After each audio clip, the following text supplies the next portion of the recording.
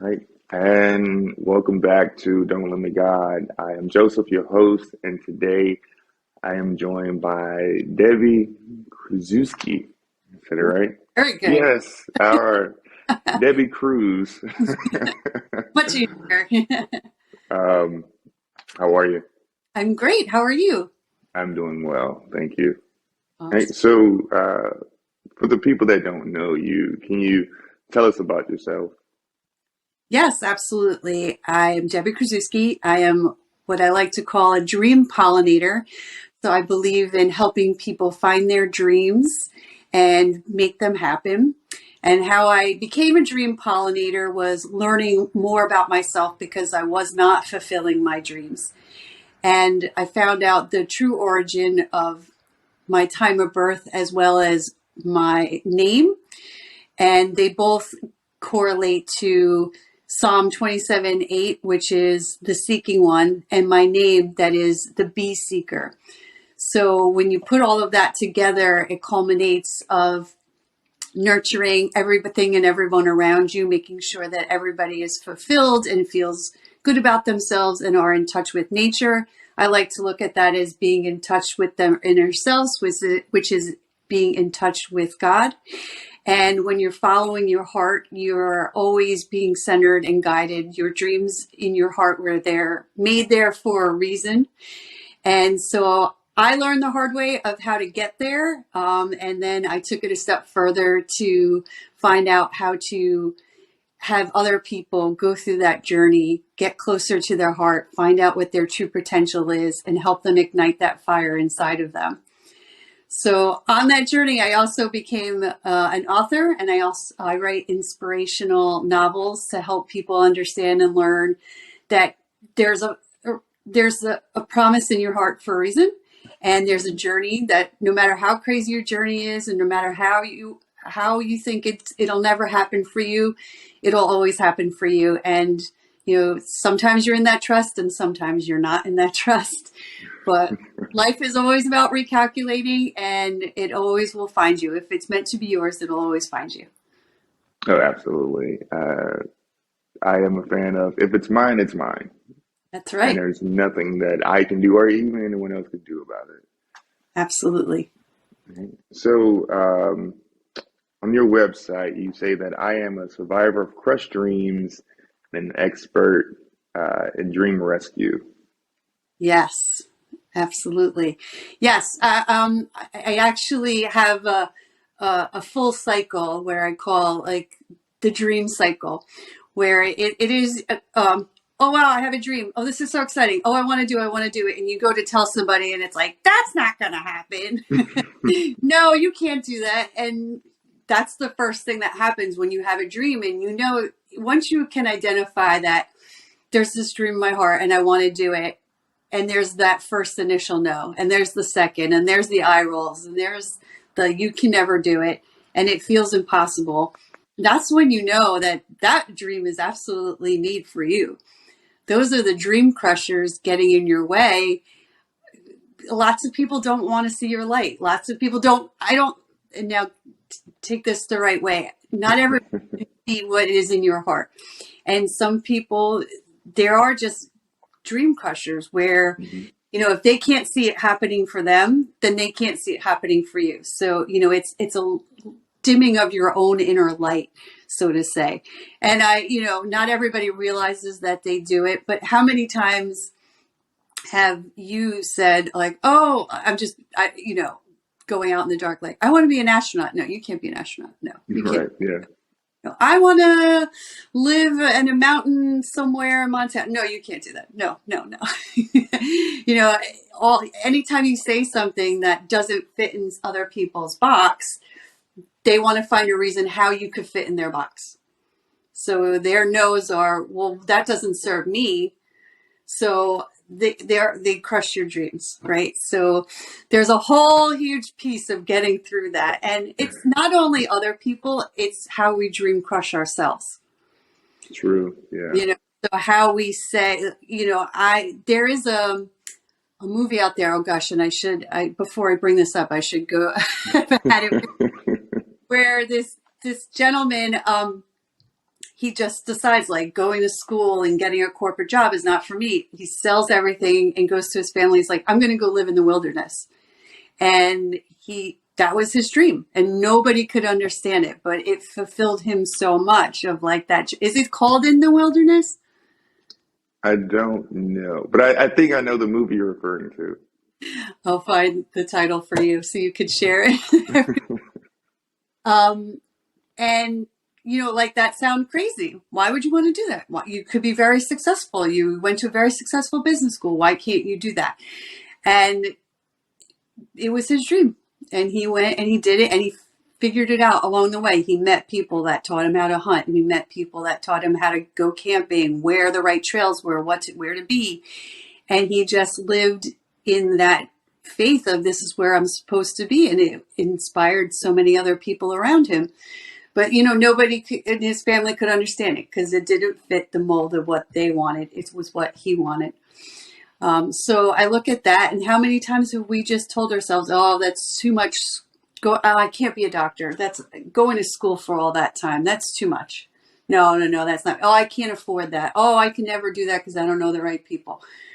If it's yours, it will find you. So there's a two-sided dream crusher avenue there. And once you can get through that, a lot of it is fighting through that fear of dust to get there. You will definitely achieve your dreams. You might see them in a completely different light, but you will definitely achieve your dreams and find your full center of who you are. Oh, yes, absolutely. So for someone who may have this, what seems to be like this outrageous dream, right? What are the first steps for them to or at least the first steps to take to try to make it a reality, or even just to accept it? Well, that's the first thing, is to accept it. You have it in your heart. How does it affect you when you say, let's just go with the astronaut. I want to be an astronaut. Okay. So how does that change you? So what is it inside of you that drives you? Does it get you excited? Does it make you want to start mapping it out? Does it make you want to start having conversations? Are you looking at how to get there? Do you need a degree? Do you need to live in a certain place? What kind of aspects do you need to be a part of that? So there's all these levels of am I physically ready to do it? Meaning, am I in the right health? Am I in the right shape? Am I in the right diet? Am I in the right climate? How does it emotionally change me? Is it going to make me fulfilled and happy, or is it going to make me sad and upset? Is it going to hurt me? There's such a spectrum that, you need to look at it. Where do I fit when I go through this dream? Am I, another thing is, am I smart enough? What is this going to do? Am I going to make money doing it? Am I going to lose money doing it? And that money aspect takes people in a spectrum of, no, I can't. No, I can't. Oh my gosh, I have to go back to school. Oh, I can't do that. Oh my gosh, you have to be in physical shape. I can't do that. And what does it give to you spiritually? Does it add to your spirituality or take away from your spirituality? Mm-hmm. That for me was a huge breaking point of when I realized I was in the wrong job, being at a high-end C-level job in corporate America, and it didn't align with my spirituality. It took away from it. So how would a dream be in my heart that I was told was going to fulfill me feel so empty and cold and take me further away from being with God? Mm-hmm. So that instantly knowing that, I knew that was not the right dream. It took me way too long to get there. Money is such a big aspect for people. So if you had the money to do it, would you still get the same fulfillment out of it? Or is it building, if it costs money to own it or to have it, how does that journey of getting the money change you? And having it, how does that feed your ego, and how does that feed you spiritually? How does that feed you intellectually? How does that fulfill you in your heart? So there's a spectrum of how to look at your dream cycle of what are these dream crushers, mm-hmm. and what are these dream fulfillers? So which avenue do you want to take? And it takes time. That's not an exercise you do in five. I mean, you can identify a lot in 5 minutes oh no, absolutely not. But think of what the absolutely nots are, because the absolutely nots could be the absolute reasons why you need to do it. Right. So though that dream crushing process is the hugest obstacle, because that's where all the fear, the anxieties, am I telling myself no? Is my ego telling myself no? Or the people around me telling me no? Or is the no coming from the yes? Mm-hmm. Because that's going to dim the light around it.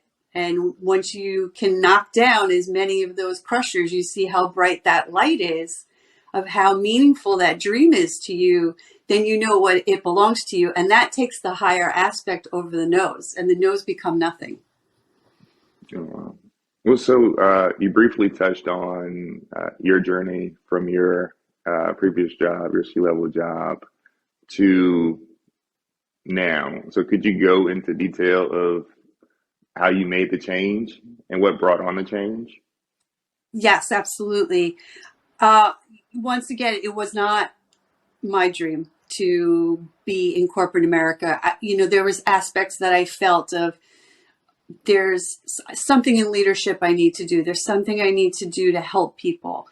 When I was younger, I thought that I wanted to be a doctor, but nobody around me could understand that, could relate to that. It didn't make sense. I didn't know doctors. Even further, it made less sense because anytime I had to deal with blood, or like I was bleeding, or I had to get a blood test, or anytime we went to the doctor, the anxiety, and I just couldn't handle it. Mm-hmm. And so I dismissed it, because I would say that to people like, oh, I want to be a doctor, and I would be made fun of.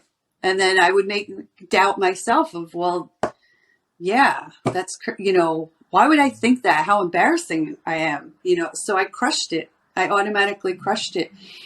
And, I went into what my environment told me: go into management, go into this job, you get this job, and it's like, it's not fulfilling. Oh, you need to keep going up. You need to keep going up the ladder. So I would keep going up the ladder. And every time I got to the next level, well, this is worse than the one before.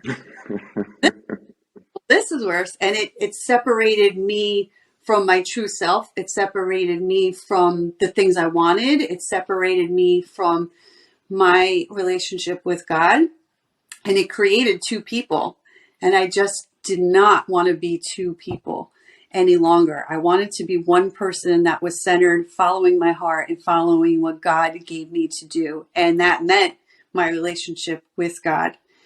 So once I got up there to the highest, I was like, this is the worst. And I'm stuck, and I don't know why I'm here. This is the worst job I've ever had.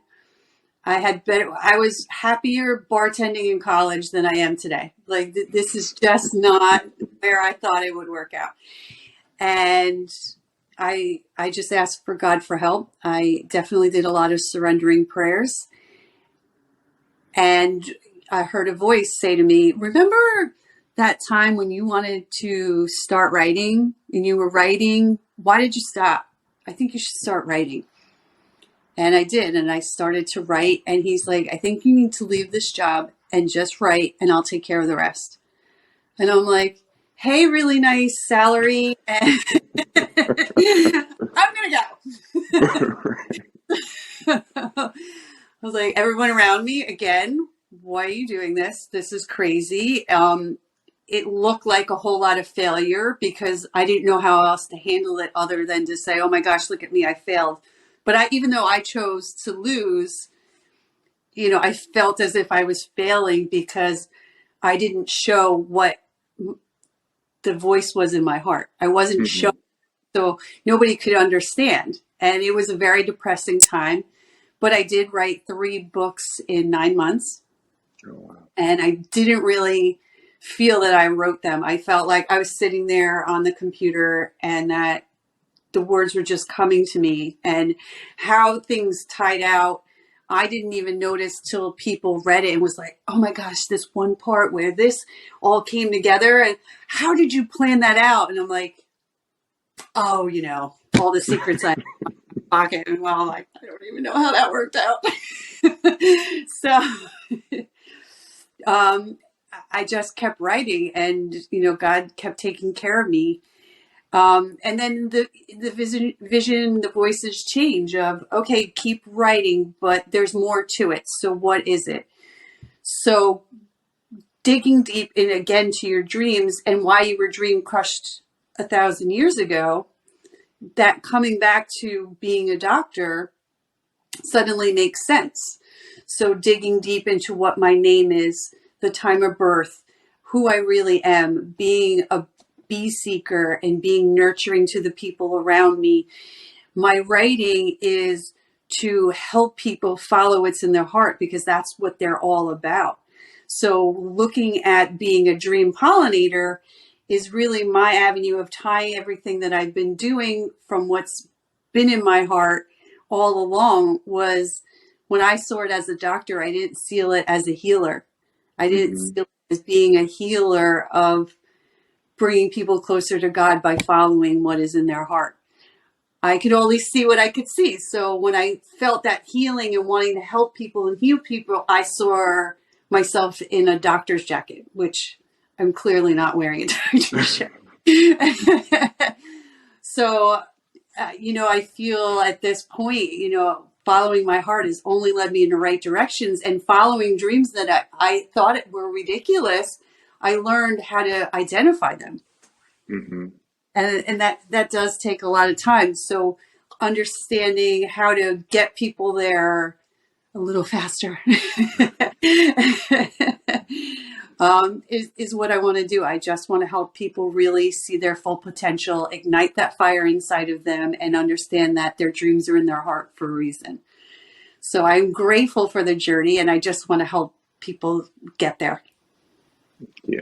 Listen, I understand the, hey, leave this, that it's security to you. And, Yeah. let's see where you go. Yeah. I mean, you were telling me your similar experience. So I thought I wanted to do this, but hey, it did not work out. Right. Yeah. Asked, and you took it. Yes. Well, so it was the same. It was, I wanted to help. And my idea or my understanding of help at the time wasn't really the path. But I had to go on it in order to get to the understanding that I have today. Yes. So, yes. Beautiful. Okay, so, okay. You podcast. Say again? And here we are. You didn't know you wanted a podcast. No, well, this was the path that I avoided for a long time. It's like, oh, no, I'm not going to talk. I'm cool. I'll be okay. So you talked about writing 3 books in 9 months. Yeah. So can you talk about Soul Meets Body? Oh, yes. Thank you. Yes, absolutely. Soul Meets Body is my latest novel that is out. It's definitely about following your heart. I had finished the first 2 books. The first 2 books are related to each other. This was just on its own. And there was so much heavy on my heart of, I have to get this story out. And I don't know what the story is. I know that I'm going through something. There's more that I need to figure out. And now I'm learning how to put it on paper. I just need to keep going. And at this time, I was about to start into a relationship that was old. And it was like, wait, are we doing this? Like, it was very intense, let's so to say. Okay. And there was a lot of, like, oh, but you broke my heart. And, oh, I don't know, me playing this whole victim role, and him turning around and being like, that is not what happened. You should look in the mirror. And that was what I needed to see, was I needed to look in the mirror, because I only saw things one way. And I'm like, well, what else am I only seeing one way? Hmm. So it helped me to dig in deeper and feel what is around me that I'm not seeing. So I took the theme of a love story, and although it's definitely not that love, the real life love story, because it's just too crazy. A lot of it is like, no, that did not happen.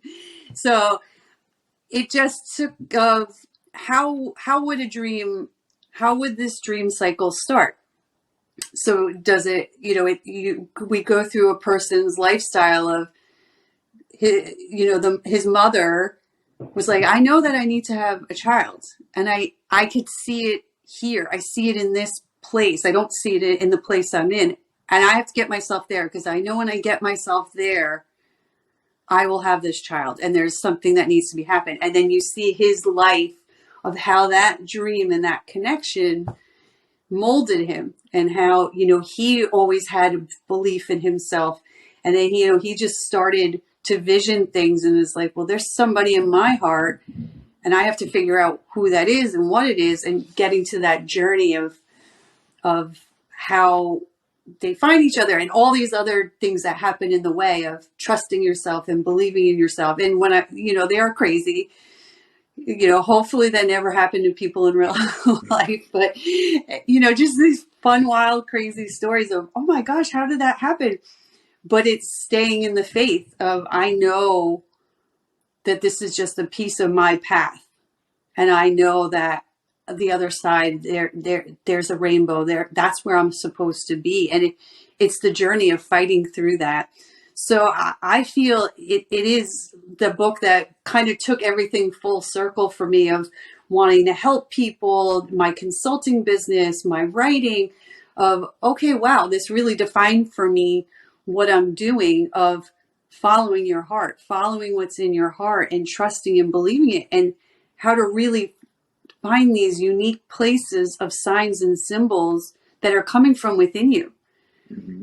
So the main character becomes an artist. He's just like, I don't even like to draw. Like, I don't even know where this came from. But he found that through drawing, he was visioning his future. He was visioning what was in his heart, and he was able to sort of visualize conversations. So when he met the right people in the right places, they were real to him, because he had already had it in his heart. So that's what I feel I'm doing. And so many people that have read it felt so inspired by it. And yeah, it is a crazy, wild journey. And there's a love story in there, but there's also love stories that aren't just traditional love stories. It's love Right. stories, Yeah. the people in your life as well, and how you're connected with the people in your life, and people that have passed away as well. But it is a true journey of following your heart. So I love it, and I want to just keep writing novels, as I am writing about this following your heart in wild and crazy ways. My next book is a thriller, so I hope That's, you'll find the following your heart in that thriller, and how every character is following a different path, but how they find each other and how they get to what their dream has been on their heart all along. oh, that is great. Thank you. Wow. And also, so for everyone listening or viewing, we will have a link where you can download A free Soul download Meets Body. Yeah, Soul Meets Body. for everybody to read it, and definitely leave me a review and let me know how you feel. And the more I know of what my audience is looking for in their stories, the more inspired I am to keep writing and to keep people closer to their dreams. Good. Well, so as we're on the topic of writing, what is it? So after you wrote your first three books in Mm-hmm. that time frame, what was next for you, or how did you feel after writing those books? It was an emotional roller coaster. It was definitely a lot of emotion. I didn't write to say, oh my gosh, I'm going to be a best-selling author, and it's going to happen the second I publish it. I didn't know I know that I needed to get it out there. I didn't know what the life was going to take from there. Hmm. I wasn't sure if I was going to stay consulting full time or if I was going to go back into corporate America. So there was a dark period of the unknown, and the fears definitely set in. But once I got grounded back of, chasing these avenues of, no, it has to be this. Oh, no. Oh, wait, I'm going to make all my books bestsellers. It has to happen this way. And chasing how that should look and what you should do and what my consulting should look like. And every avenue just was like, yeah, sure. Great. Yeah, no problem. This is what's going to happen. And the walls and just the dramatics of people that wanted dream suck you in the other way. So, oh, you have a dream? I can get it for you. And it's going to cost you like millions of dollars, but I can do it for you. And you're like, okay, wow, this is so easy. Okay, I can get you the money. No problem. Here you go. And then those people disappear. And then the smoke and mirrors you see behind because they can't produce. But I chased so fast because I was like, no, this is what has to happen. I wasn't paying attention to the authenticity of the people that were there to help me. I just see God's paved this path for me. Look at how easy and fast this is. I wasn't looking at these aren't the right avenues. These aren't the right places to go. This isn't the right way. And I had to take a further step back on that and really see what is ego, because there was all ego speaking, and what was real. Hmm. And what the dream never stopped saying was keep writing. So I decided to take it all into my own hands and be like, no, this is what I'm going to do. And thinking I wasn't doing it fast enough and I wasn't listening, but I wasn't listening. The listening was just keep writing. So all of this mess up and everything was just me getting in my own way. So once I went back to, okay, I'm going to start writing and I'm going to start taking my writing to its own path. And maybe the end results should look like this, and they will, but I wasn't taking the proper steps. I was trying to find the quick wins and quick ways to get there.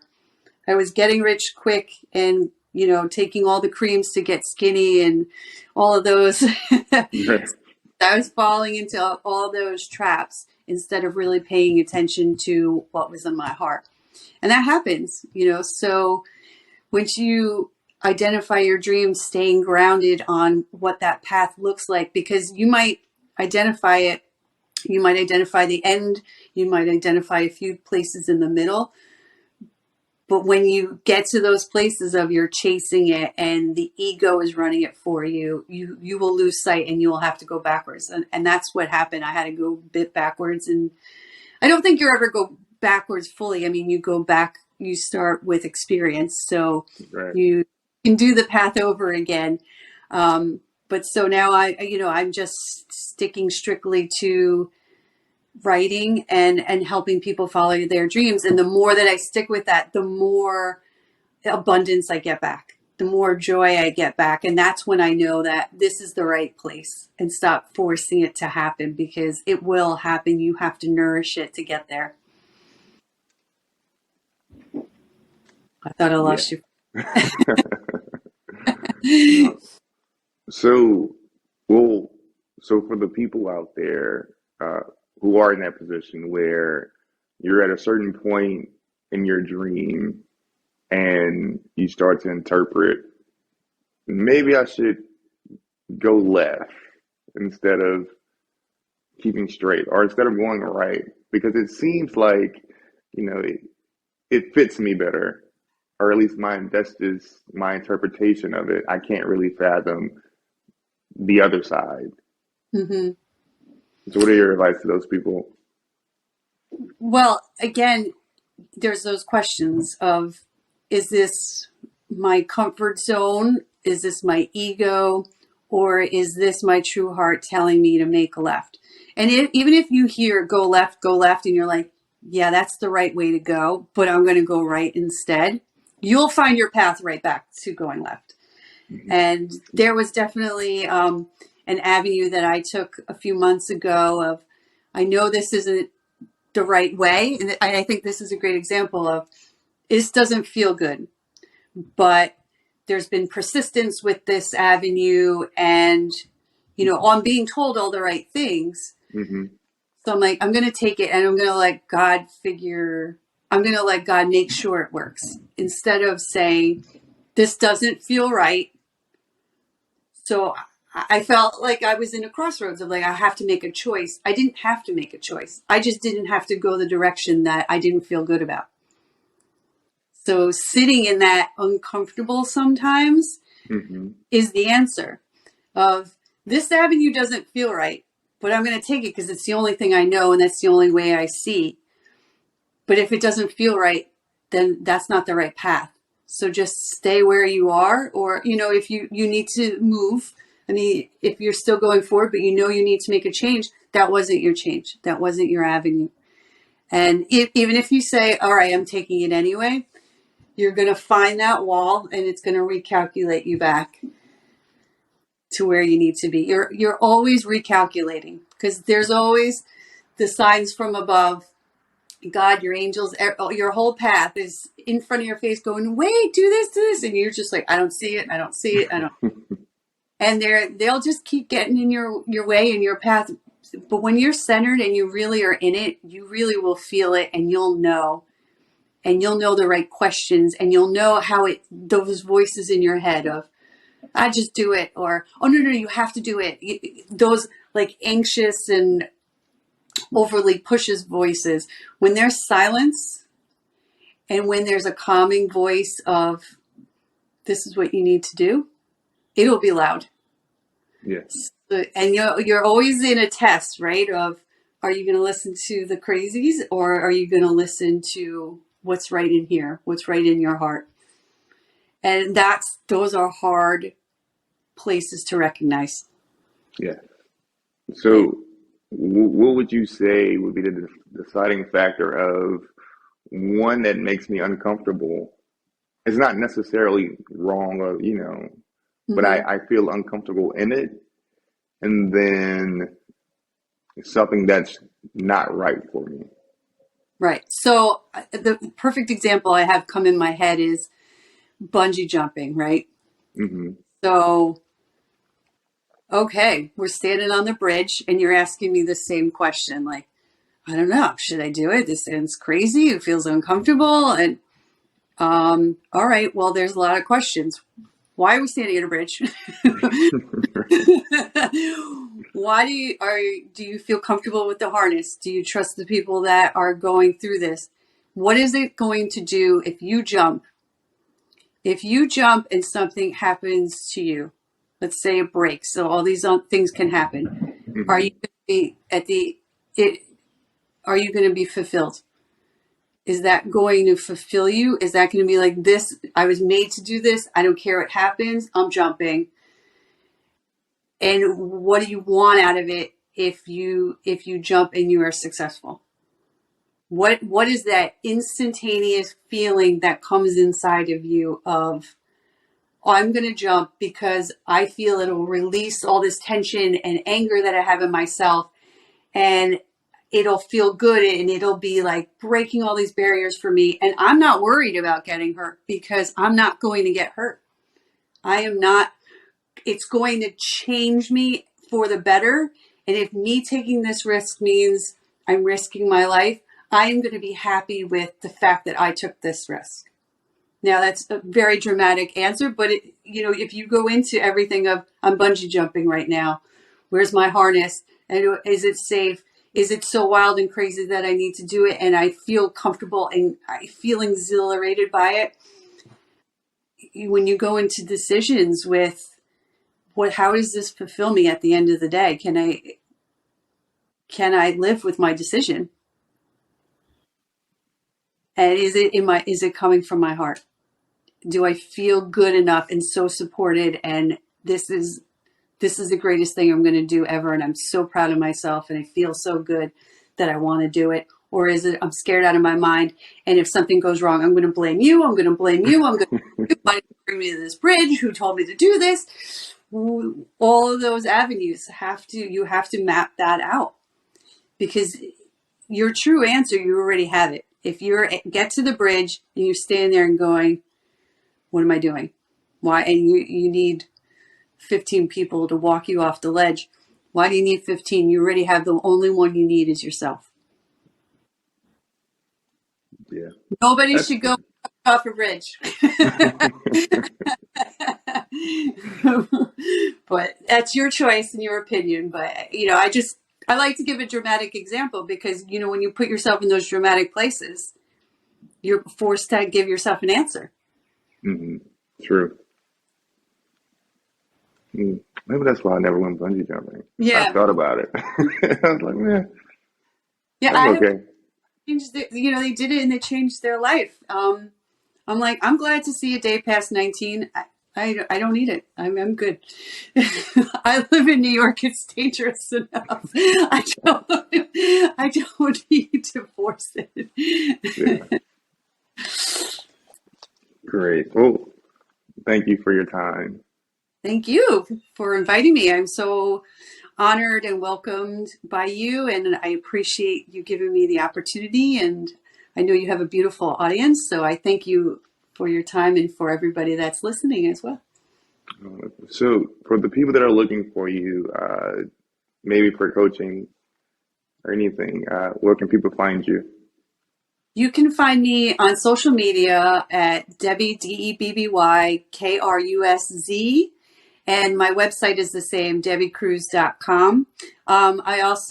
You will be sending out to everybody an opportunity for a free download. You could connect with me on my website, fill out a contact form, set up a consultation. I'd love to offer everybody a free consultation of what their dreams are. Let's get you started. Let's get you on the right path and let's make it happen. Dream big. Dream big.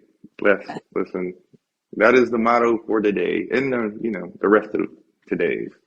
Dream big for Absolutely. sure. All right. Great. Thank you. Thank you so much. You have a wonderful day. You too. Thanks.